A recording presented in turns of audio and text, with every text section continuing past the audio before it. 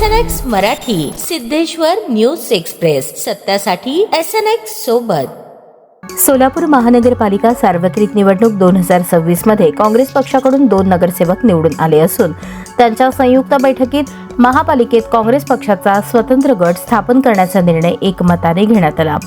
महाराष्ट्र प्रदेश काँग्रेस कमिटीचे अध्यक्ष हर्षवर्धन सपकाळ यांच्या सूचनेनुसार प्रभाग क्रमांक 15 मधून निवडून आलेले नगरसेवक चेतन पंडित नरोटे यांची काँग्रेस गटनेतेपदी निवड करण्यात आली आहे। त्यानुसार काँग्रेस गटाची अधिकृत नोंदणी पुणे येथे विभागीय आयुक्त चंद्रकांत पुलकुंडवार यांच्याकडे करण्यात आली। यावेळी नगरसेवक चेतन नरोटे, नरसिंह आसादे उपस्थित होते।